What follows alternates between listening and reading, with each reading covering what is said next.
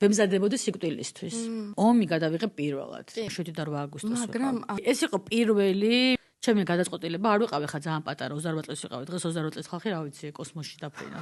პირველი რაც გავაკეთე, ეს იყო ჩემი პირადობის მოწმობა, ეხლა რა შოშია, ხო. იმიტომ რომ მე მინდოდა ეს იდენტიფიკაციისთვის რაღაც დამართნა და ადამიანებს ვეცნე.